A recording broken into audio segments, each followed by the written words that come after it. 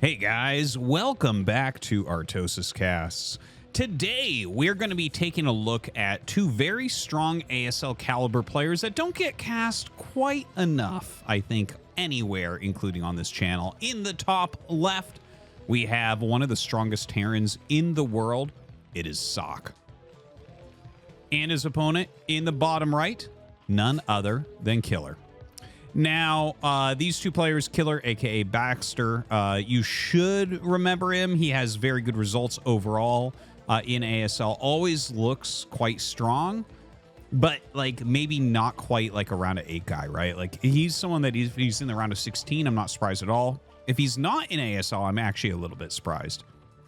And then we have Ssak, who is actually an incredibly important player for the Terran race. In fact, a lot of the 1-1-1 builds stem from him and what he's done for this matchup. He's also a very technical player for Terran versus Protoss. You know, he's one of these guys that does things like 5 factory with Academy and upgrades into a 3rd base type of thing, right? Like absolutely crushes. Like his style is very good against people that are maybe more harassment based like Snow. But yeah, Ssak, you know, is really rated high amongst the other Terrans, right? If you ask Terrans, like, okay, who's like the top 6 or 7 Terrans? Ssak is named most of the time. So maybe I should refer to him as a Terran player's Terran. And I did see some people in the comments saying that they want to see some more Ssak games. So here you go. We're on Invader. And hopefully it'll be a good one. Going to be a hatchery first versus a wall in here from Ssak. No scouting as of yet. Definitely you can do it a bit later if you're getting such a sweet wall as this. This looks like it's going to be completely circling tight, or there might be a hole down here. I'm actually, I'm not 100%. I think that this is circling tight, though. But we'll see that momentarily. Either way, the game is starting out maybe a little bit slow here, so I want to take this moment to thank you for checking out ArtosisCasts. Please make sure that you subscribe, leave a comment. You know, give it a like, all those great things. Appreciate you guys. And of course, leave in the comments as well, because I do check the comments pretty much daily. Do leave in the comments if there's like certain things that you would like me to try to see or find, or like, I guess the easiest thing is if there's like certain players that you're really interested in seeing some games of. I mean, obviously everyone loves it when I cast like a Flash game, or you know, Slayer's Boxer, or you know, just some of these big famous players and everything. But I really, like, I don't want to be one of those guys that only casts the very cream of the crop, the very most popular players. Like, you got to give some love to players like these two, right? These, I mean, you don't get the greatest players without players like these that are very strong, that must be defeated to win the tournament, right? Yeah, like neither of these guys seem like guys that are going to win ASL, but like consistent round of 16, yeah. Anyways, thank you much, guys. Now, you see there is a Marine out front here. And, okay, so it looks like, I mean, I think this is, yeah, right? They're popping out there, so they are walking through. There is a hole that Zerglings can get through. He's got a couple Marines out in the front. So what he's doing here is he knows that there's an Overlord, and he's walking by. So he's basically forcing a defensive stance. The SCV is watching to see if Lings come out. If Lings actually come out and it's too many for these Marines will simply walk back home. But as is, he's rallying them out and making it look. Watch this, watch this. He's going to send this. He walked this up and around and is walking it by the Overlord again. So now he's making it look more and more like it is some sort of attack that's incoming. You can see that Killer is back here. He's making Lings. He's sitting very defensively, and he's just waiting to see if it comes. So this was like some heavy mind games that we saw from Ssak, and there's really no, there's no risk to it really. Well, I mean, there could be slight, but he had the SCV watching, right? Maybe if Lings slipped down, he doesn't see or something. But when the SCV got killed by these Lings, he did walk back home with the Marines. So anyways, some very interesting things going on as far as mind games from Ssak. In the meantime, he is getting +1. He is getting stim, and this is all off 1 barracks. So he'll probably go up to 4 barracks now. Looking over at Killer's base, he has that Spire coming up. Of course, 3rd hatch in main. Very, very common play at the moment. I think just about everyone's doing this right now. A little bit more economy-heavy play from our Zerg player. And yeah, I mean, other than the mind games that we've seen, everything has been pretty darn standard. So nothing too crazy. The barracks are going up now, and see, is bringing over that third to get those 4 barracks total. And of course, he has a scanner, so he'll probably just scan the main base, check the timing of the spire, make sure he has it right. He did see the layer start, so he already kind of knows that you probably have to start turrets somewhere in the range of 5 minutes and 35 seconds. But we'll see exactly how that goes down. See, there's the scan. He sees the spire about to finish. And of course, from the spire, you have to make the mutas. One timing trick for people, if you are a StarCraft player, if you can figure out when the mutas are going to hatch, you can start the turrets right as the mutas hatch, and they will be up exactly in time to stop the mutas on most maps in most positions, right? So you don't need to start earlier than that. You can see his first turret has just started up. And of course, you'll start adding some more. Because this is a 3 hatch in main base play, there are 7 mutas already on the way. So that's already an amount that can deal a lot of damage. So Ssak does need to make sure that for the first swipe of mutas, he has his turrets ready. Otherwise, things can get out of control really, really quickly. So you see 1 turret here, 1 turret here. Very good. 2 at the barracks. 1 here, because this is a funny layout. You do want a zoning turret to help you get up the ramp. You can see these 2 turrets are going to work together to help Marines cover both locations. He has 2 turrets sitting here. This will expand to more turrets over time. And yeah, very good turret coverage to start. Now, of course, the muta's trying to abuse this little area. That's why this turret is here again. The depots don't have any defense. Sometimes people put a bunker up here. Sometimes people put a turret up here. Ssak has chosen neither. Now, you can definitely secure kills on both of these as killer. But if you do that, it takes a while. And that's a lot of damage that might have been dealt elsewhere. So it's not the end of the world for Terran to lose the depots like that. Obviously never good. But if you over-defend them, then they might find holes elsewhere. Like, look, here, this is 1 turret. You might be able to deal damage up there, right? Anyways, a couple Lings coming out. And the muta's coming to help as well. Turns around with these Marines and medics. And this is actually a very good hold by Ssak so far. Looks like Sakk's play here really, really super solid. Nothing really getting done from Killer. Not that this isn't like necessarily bad what we're watching, right? He got the turret, okay. Got a few Marines, okay. He didn't lose that much. What did he lose? Like a muta and a few Lings? I mean, you gotta poke in, you gotta prod in, see what you can get done. And in this case, not too much so far, but you know, that Mutalisk Harassment, maybe it's just begun here, since we do have that +1 Mutalisk attack on the way, as well as more mutas.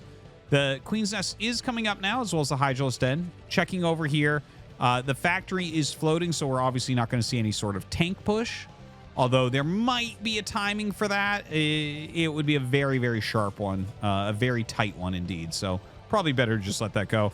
1 starport on the way. In the meantime, still Killer, trying to do some harassment here. Kind of joining up his 2 Marine forces is Ssak. Probably needs to bring it all out together if he wants to attack across the map. You definitely need at least 20 Marines to take out a full group of mutas. And of course, if there's like a lot of Lings being made, and we actually can see there are, that doesn't mean that Ssak necessarily knows. Ooh, that's painful. Losing at least 1 drone here. But yeah, if he just keeps making the Lings and mutas and you end up losing a smaller group, that can be pretty bad. Excuse me. All right, so first starport is up. Excuse me once again, sorry. And it looks like he is going for that science facility as well as the second starport here, so just into some vessel play most likely. Muta's still kind of flying around trying to harass. The Hive about 1/3 the way done. Evolution Chamber, yeah, everything pretty standard overall. One thing to note is that I don't feel like Killer has over-droned. Sometimes you'll see Zergs make quite a few drones by this point. But here it feels like he's playing, like, what is it? It's not exactly safe, but honorably almost. Like, he's not really playing greedy. Like, he's making sure he has enough, and Ssak should not be able to kill him. Like, this looks like a big, scary amount of Marines. In fact, that you have +1. Of course, they have range and everything. But I think they'll trade reasonably well.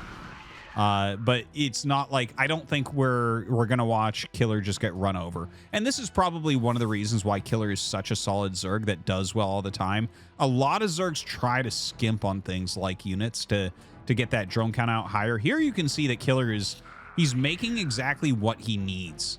So, you know, he's not up at 35, 40 drones yet, but yeah, he's playing it safe enough that he's not going to die to this, I think.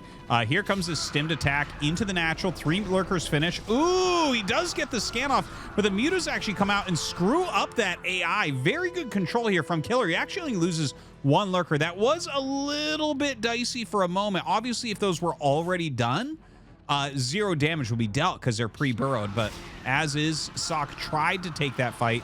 Didn't quite work out, and he will end up losing the rest of his force. Now we have 6 mutalisks left, and that'll probably... Oh my god, he's making 3 more mutas. Oh, that's crazy. That's so interesting that he's adding more mutas. Not many players choose to do that. Now, 6 mutas is kind of weak, but if you're going to add these other mutas, it does help you out against drops. You can still harass a little bit. You're probably going to bait out irradiates, and in fact, if they don't irradiate the mutas, they could be in trouble. 9 mutas is really quite scary indeed. Now, there are vessels out, and you can see Ssak, he has this kind of forward bunker, right? This is a defensive area to make sure that a counterattack doesn't just kill him instantly. An SCV going down this way. This is watching for other counterattacks as well, and maybe doing some scouting, just checking these other locations. In the meantime, lots of lurkers up here on the high ground. Killer getting ready to do whatever move he feels he needs to do, whether that's a counterattack or just run up and burrow, might be. Runs up and burrows. He actually loses one of the lurkers. That was kind of a funny move to see. Irradiate goes down on the lurker here as well, and he will snipe one of those, but this is a great stim and spread here from Ssak. Just fantastic. Just fantastic there from Ssak. He kills all of the lurkers and most of the mutas. So 5 mutas go down as well as the like 8 lurkers we had here. So this is a big issue. I do feel like that was an overextension. Like, what are we doing with that attack? I guess if you kill all this bio and you still have like 3 lurkers left over or whatever, I mean, that's pretty solid, but I don't think you can expect that against a pro Terran, right? I feel like that might have been better if he just maybe held this area, and then if Ssak tries to go this way, comes down and holds this area, right? Just hold him back, mass up a little bit more, and come out with the Defilers. So you see, trying to hit some of these irradiates down, popping back and forth right now with those mass Defilers, but he doesn't have a lot of lurkers. So that is a bit of an issue. Now, a lot of fire bats coming out here for Ssak. Cool to see that as well, as he's eliminated most of the mutalisks. Those fire bats are only going to get stronger here. Fire bats get very, very strong in that late game, by the way. They can sometimes help you to bust these positions if there's not enough lurkers. Like if he has, you know, against 2 lurkers in Darkstorm here, 1/1 fire bats. If you have about 5, you'll bust it, just barely. Obviously, with Lings there, the math starts to change. But if you have something like Defense Matrix, then it changes quickly into the fire bats' favors. But just having some with your army does give you more options for what you can do in these positions. Now comes in, throws down some irradiates, start to put a lot of pressure here onto Killer. Now, Killer is walking around this SCV kind of scouting this bottom left base. This is a pretty common base for Zergs to take, so not surprised he did send an SCV there. Looks like the factory just kind of scouting for counterattacks. A little group of Marines checking here for another base. And Killer is having a hard time actually taking another base right now. Ssak is doing a good job keeping containment up. One thing to mention, this is a very late additional base here for Ssak. I guess because he's playing against 3-base Zerg right now, it is okay to have that late third, but it is, in fact, a late third base for TVC. You generally want that third base up by 12 minutes. So, yeah, right now, Plague is done. We're getting ranged attack as well. So, ooh, we have a drop that goes off in the main base, just barely catching that. The drones are going to get out before anything dies. Oh, man, is he going to get a cancel on that melee? I think he did, in fact. I'll find a Ling in a minute here, but the rest of these units come up to try to deal with this, and it looks like there is enough between the Plague and the Hydras to knock it out. And now Ssak knows exactly what Killer's going for. He's going to be going for a Ling Lurker Defiler type of play. Now, it looks like the plus melee may be just finished. Just like half second before that Evo died, so that's kind of nice. Now, throwing down Plagues all over the place. Very normal stuff for this type of position. Oh, barely doesn't... Wait, no, maybe he did get that energy from that. Another Irradiate goes down. But let's talk about the actual strategy that Killer has chosen here. I think it's an excellent, excellent choice. If you're kind of stuck on something like this 3-base economy, Ling... well, it's not really Ling. There are Lings in it, but it's more of a Hydra Lurker Defiler. Here we see he's He's making more lings than I'm used to seeing with this comp, but that is okay. He's got the additional macro hatchery.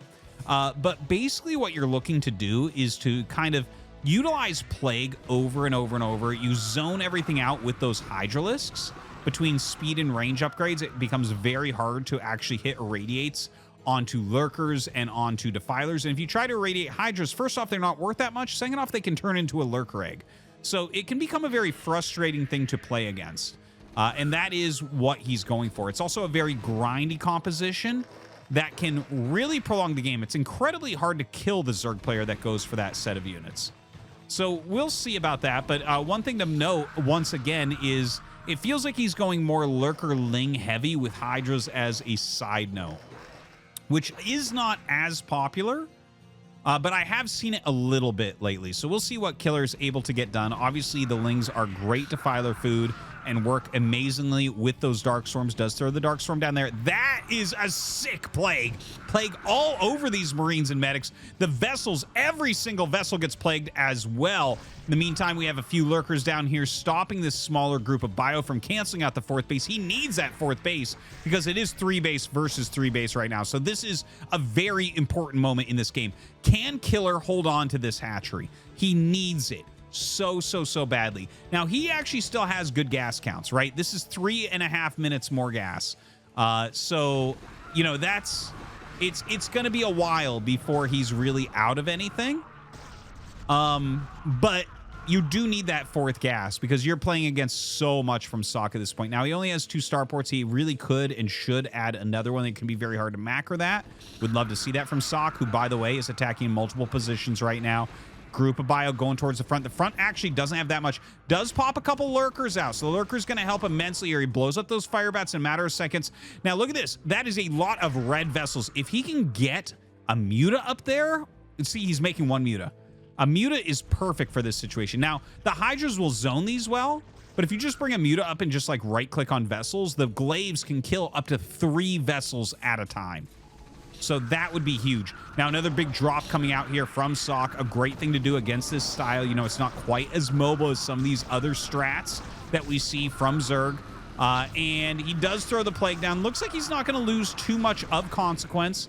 In the meantime, trying to break that front. Most of his Marines end up dying. Still a lot of red vessels. I don't know. Oh, there is the muta. Oh, unfortunately, it flies right into some Marines that come up. That's too bad. Another Dark Storm goes down. Killer is still holding on. Looks like he did cancel an expansion up there at 12 o'clock. Ssak was trying to take a 4th base. Right now, just trying to get some more energy. Eats one of his own Hydras there. Unfortunately, their radiates are still landing, despite the fact that he has so many red vessels, as you can see. You know, that's the thing. You get the Plague on these vessels, but you do need to finish them. And he tried to make that muta. Unfortunately, again, it rallied over the Marines, made it a little bit difficult. And now Ssak running in here. Wow, he's even making a bunker. Ssak doing all the things at once. Trying to pressure the front here. And Killer is just really low. You can see his supply here. It's dropping down to 70-ish. And, you know, I've said it. If I've said it once, I've said it a million times. Zerg at 70 supply is still pretty much invincible. But... you know, when you drop below that, it's like a very quick death from there. You just don't have enough to hold anything at that point. So he's going to try to push out, but Ssak has so much right now. 170 supply. Does end up one-shotting a couple vessels there, so that's nice. The Hydra falls, though.